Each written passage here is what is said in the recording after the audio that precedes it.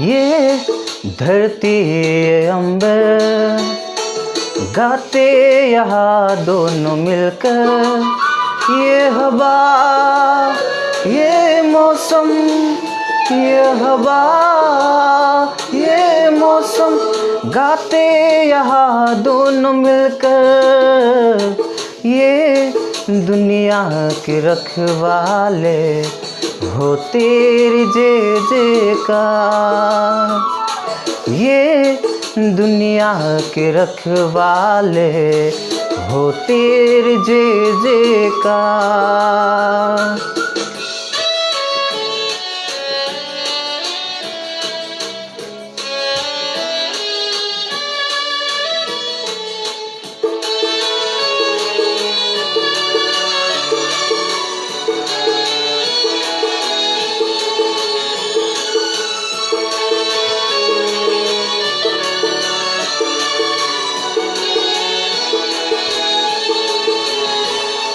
झूम उठाए सारे जुम्मन से तेरे सुंदरता देख कर, ये बहारे देते हैं तेरे गीतों का ये सरगम। झूम उठाए सारे जुम्मन से तेरे सुंदरता देख कर, ये बहारे देते हैं तेरे गीतों का ये सरगम। ये दुनिया के रखवाले हो तेरी जय जयकार। ये दुनिया के रखवाले हो तेरी जय जयकार। ये हवा ये मौसम, ये हवा ये मौसम गाते यहाँ दोनों मिलकर, ये दुनिया के रखवाले हो तेरी जय जयकार।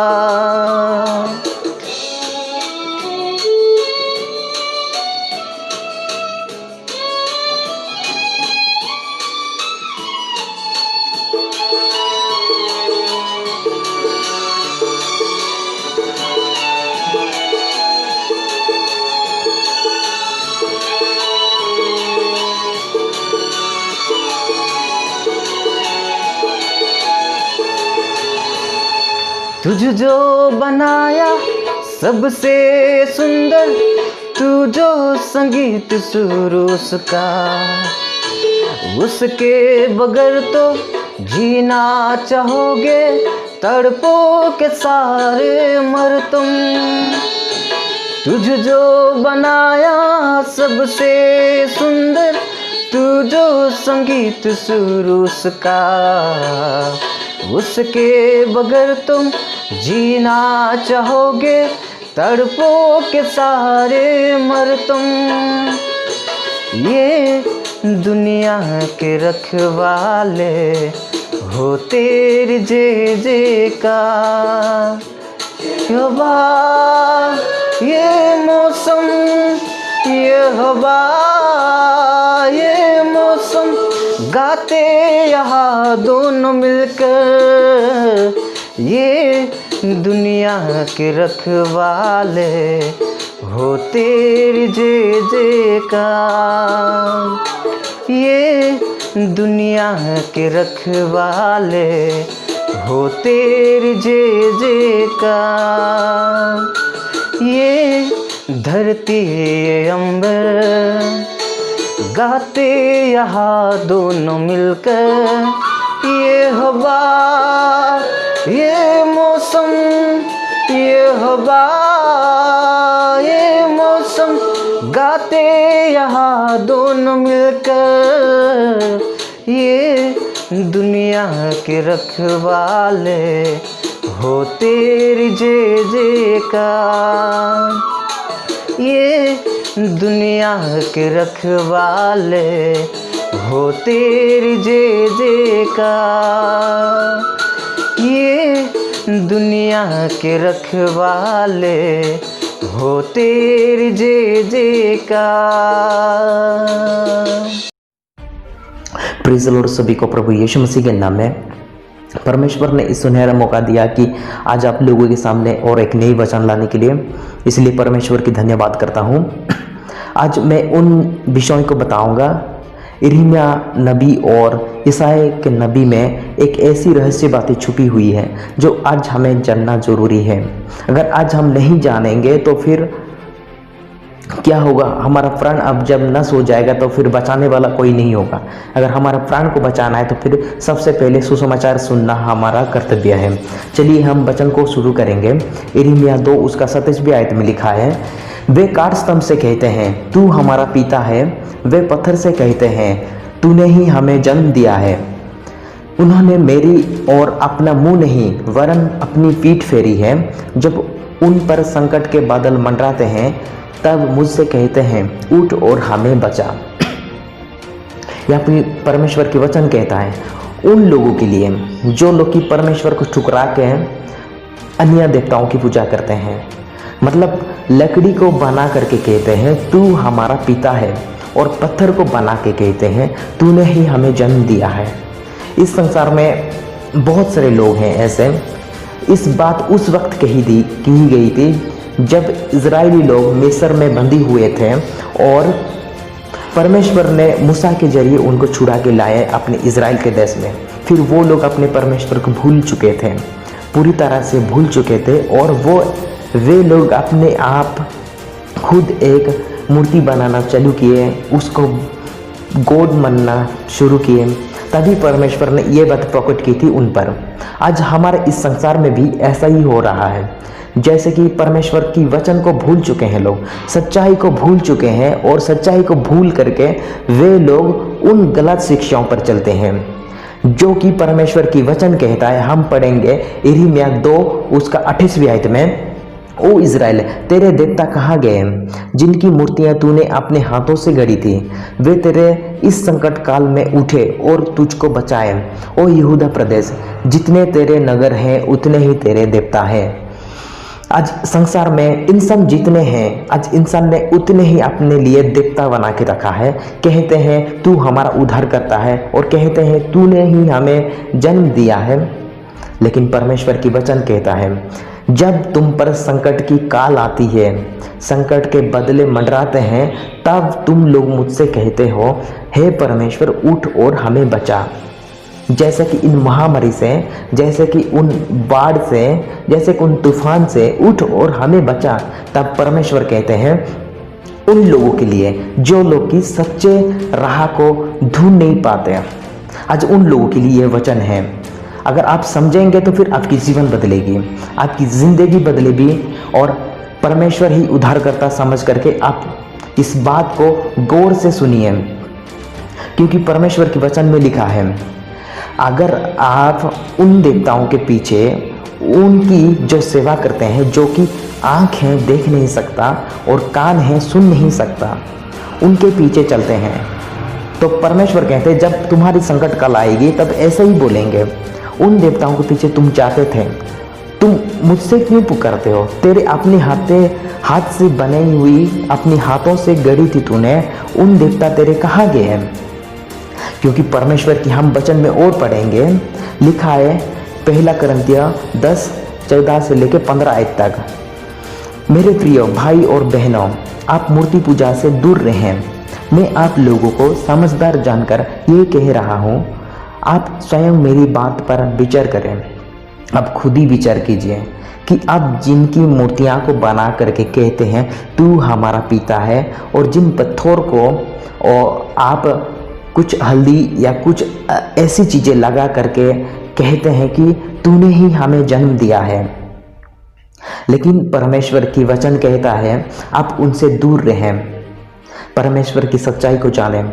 आज तक परमेश्वर की वचन जितने भी कही गई है अभी तक सफल हो चुका है और आगे भी होगा, क्योंकि परमेश्वर की वचन कहता है आप लोगों से, आप लोग उनसे दूर रहें मूर्ति पूजा से, क्योंकि परमेश्वर की वचन ये भी कहता है आप लोग समझदार जान करके ये कह रहा हूँ, ताकि आप स्वयं विचार करें कि वो आपको संकट काल में उद्धार कर सकता है क्या। यीशु मसीह के नाम से लंगड़े चलते हैं, यीशु मसीह के नाम से गूंगे बोलते हैं और यीशु मसीह के नाम से मरते हुए लोग जीवित होते हैं। हम उनकी आराधना करना चाहिए जो कि हमारे लिए अपना प्राण दिया और हमें बचाने के लिए अपने एक लौते पुत्र को अर्पित कर दिया इस संसार में। परमेश्वर हमसे इतना प्यार करता है कि इस जगत में उससे बड़ा प्यार और कोई नहीं कर सकता। तो हम किनकी सेवाएं करनी चाहिए, हम किनकी आराधना करना चाहिए, ना परमेश्वर की ना उनकी जो कि लकड़ी और पत्थर से पाए जाते हैं। हम पढ़ेंगे और पढ़ेंगे परमेश्वर की वचन देखेंगे। यशायाह 45 उसका 21 आयत में लिखा है, अपनी बात कहो, प्रमाण को सामने लाओ, तुम आपस में विचार विमर्श करो। किसने प्राचीन काल से ये बातें बताई थी, किसने बहुत पहले से ये घटनाएं प्रकट की थी। मैं प्रभु ने ही ये बातें तुम पर प्रकट की थी। मेरे अतिरिक्त अन्य ईश्वर नहीं है, मुझे छोड़ दूसरा धार्मिक और उद्धारकर्ता ईश्वर नहीं है। आज हम जान लिए कि परमेश्वर के अलावा और धार्मिक और उद्धारकर्ता ईश्वर नहीं है। जो यीशु मसीह पर विश्वास करता है वो नष्ट नहीं होगा बल्कि अनंत जीवन होगा। इसीलिए परमेश्वर ने अपने एक लौते पुत्र को कुचल दिया हमारे लिए, हमारे पापों के कारण, क्योंकि किसी ना किसी को तो चुकाना ही पड़ेगा अपने पापों की कीमत। अब हम अगर पाप करते तो हमारा पाप हमको चुकाना पड़ता, लेकिन हमारे लिए सिर्फ एक ही इंसान जो कि मनुष्य पुत्र परमेश्वर के एक लौते बेटे यीशु मसीह हमारे लिए पापों पर सूली पर चढ़ाई गया, जिनका कोई दोष नहीं मिला, जिनका कोई आरोप भी नहीं मिला। हमारे लोग नीच लोग उन्हें पहचान नहीं पाए और आज भी उनसे दूर भाग रहे हैं। यीशु मसीह हमसे इतना प्यार करता है, हमारे लिए वक्त दिया है ताकि हमें उनसे करीब जा सके, उनको अच्छी तरह से जान सके और इन चीज़ों से हम दूर रहें जो कि मूर्तियाँ पूजा होती है, जो कि खुद बनाते हैं और कहते हैं तू हमारा पिता है, तूने हमें जन्म दिया है। और वे लोग बहुत से गलत राह पर चलते हैं क्योंकि मैं नहीं कह रहा हूँ, परमेश्वर की वचन कह रहा है। वो लोग जब इजरायली के लोग जब थे मिस्र से छुड़ा के लेके आए थे, बीच में वो लोग रुके थे रास्ते पर। वो लोग क्या किए, अपने लिए एक सोने और मोती बहुत कीमती चीज़ों से मूर्ति बना करके वो लोग प्रशंसा करते हुए और उससे दारू नशे से पूरे नशेड़ी से वो लोग ऐसा लगता है कि निर्वस्त्र भी थे। ऐसे उन लोग उन देवताओं की प्रशंसा करते थे। तब परमेश्वर ने हमारे लिए प्रेम और शांति का प्रकट दिया ताकि हम उद्धार पा सके। इन सारे चीज़ों की घृणित है वस्तु, परमेश्वर इन सारी चीज़ों की घृणा करते हैं। हमें भी करना चाहिए क्योंकि एक ही है परमेश्वर। इस दुनिया को बनाने वाला सिर्फ ईश्वर एक ही है और हमारे लिए पाप पर सूली पर चढ़ाने वाला सिर्फ एक ही इंसान है। और सबसे ज़्यादा प्यार आपको इस दुनिया में यीशु मसीह के अलावा और कोई नहीं दे सकता। आप किसी पर भी ढूंढें, परमेश्वर की वचन कहता है उन लोगों के बारे में। हम पढ़ेंगे यिर्मयाह 51:17 से लेकर 18 तक। इस जाति के सब मनुष्य मूर्ख और परमेश्वर के ज्ञान से अनजान है। सुनार अपनी बनाई हुई मूर्ति के कारण अपमानित होगा क्योंकि उसकी मूर्तियां झूठी है, उनमें जीवन का श्वास नहीं है। मैं उन लोगों के लिए वचन कह रहा हूं जो लोग की उनकी सेवाएं करते हैं, गलत राह पर चलते हैं, कि आज उनको क्या शिक्षा मिलती है। अपनी जीवन को बदलना चाहिए। परमेश्वर की वचन कहता है वो लोग मूर्ख लोग हैं जो कि पत्थर में और दूसरी खुद बनाते हुए परमेश्वर को ढूंढते हैं और वो कहते हैं हमें बचा और कहते हैं तू पवित्र है। लेकिन अगर वो खुद पवित्र होता तो फिर आप भी पवित्र होते और आप उनसे शिक्षा पाते, नशे नहीं करते और नशेड़ी की चीज़ों पर आप लत नहीं लगती आपकी। तो फिर आप लोग आज समझ जाइए कि उनमें ऐसा प्रेम क्या है जो आप उससे जाते हो, उसके करीब जाते हो, जो आपको उधार ही नहीं कर सकता। आप उस वक्त की क्रोध के दिन पर इंतज़ार मत कीजिए। आज हमारे पास वक्त है, परमेश्वर की क्रोध के दिन पर इंतज़ार मत कीजिए।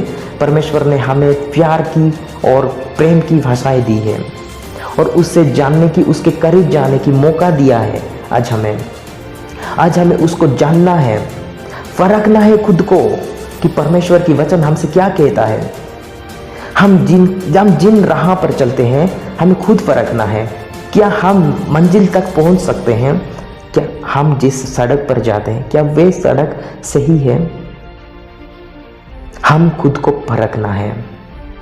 परमेश्वर की वचन कहता है अगर तुम लोग ये सब करते हो तो फिर सबसे बड़ी घृणित वस्तु यह है कि परमेश्वर आपकी संकट के दिन आपको यह सवाल पूछेगा, जिसने तुझे बनाया उसको तूने भूल चुका था और जिसने तुझे अनंत जीवन देने की वादा किया तू उससे कभी भी जानने की कोशिश नहीं किया। उनके पीछे तू चला जो कि तेरे को सही लगा, तेरे को शारीरिक रूप पे तुझे आनंद मिलता था, उसमें नशे में आनंद मिलता था और सिगरेट खींचने में आनंद मिलता था, तुझे इस सांसारिक चीज में आनंद मिलता था, तू उस चीज पर गया। लेकिन मैं तुझे अनंत जीवन देने के लिए वादा किया था, एक लौते पुत्र को कुचल दिया तेरे लिए। आज तूने गलत किया, इसलिए परमेश्वर की वचन कहता है हम खुद को परखें, ना हम उनकी सेवाएं करें जो कि वो खुद बोल नहीं सकता। और हम एक बच्चों को खिलाते हैं ना, खिलाने वाला गेम्स वगैरह बना करके उसके देते हैं, वो खेलता है उसमें। इस टाइप की चीज़ों पर हम बना करके अब हम कहते हैं भगवान तू ही मेरा उद्धार करता है, यीशु मसीह तू ही मेरा उद्धार करता है, परमेश्वर तू मेरा, हम उससे कहते हैं। लेकिन सच्चे यीशु मसीह जो है हमारे लिए क्रूस पर बलि दिया और अच्छी पवित्र आत्मा की फल के बारे में हमें सिखाता है। हम वचन पर वो पढ़ेंगे, देखेंगे कि यशायाह 30 उसका 22 में देखते हैं, तब तुम मेरे निज लोग होगे और मैं तुम्हारा परमेश्वर होऊंगा। जब आप लोग अपनी गलतियां भुला करके क्योंकि परमेश्वर के सामने स्वीकार करो, कहो कि मैंने गलत किया है, परमेश्वर मैं तेरे विरुद्ध पाप किया हूँ, मुझे माफ़ कर, मुझे ऐसी दंड मत दे, मैं नहीं सह सकता। हम अपने आप को नीचे करके परमेश्वर की ओर से माफ़ी मांगना चाहिए। वो दयालु परमेश्वर है, क्योंकि वचन में लिखा है वो हमारा गुनाह कभी दिल में नहीं रखता, हमें उद्धार करना चाहता है, हमें बचाना चाहता है इस संसार से, हम अलग रहे, परमेश्वर के वचन में पढ़ें, सच्चाई को जानें। आप हमेशा जो भी काम करें सच्चाई को जानें और ऐसा काम करें कि इस बात में सच्चाई है क्या। आप खुद ही अपने मन में विचार करें, क्योंकि परमेश्वर की वचन कहता है आपको किसने बताया, आप कौन से प्राचीन काल में आपको किसने बताया कि वो तेरे उद्धार करता है, जिसने तेरे को वो बनाया, जो खुद की रक्षा, जो कि खुद आवाज़ से बात नहीं कर सकता, किसी की चंगाई नहीं कर सकता, क्योंकि परमेश्वर की वचन कहता है यीशु मसीह लंगड़े को चलाया है और मुर्दों को जी उठाया है और खुद जी उठा है हमारे लिए और हमें भी जी उठाएगा। इस पर विश्वास करो, वो एक दिन आएगा और मुर्दों को भी जी उठाएगा। इस पर विश्वास करो, परमेश्वर की वचन पर।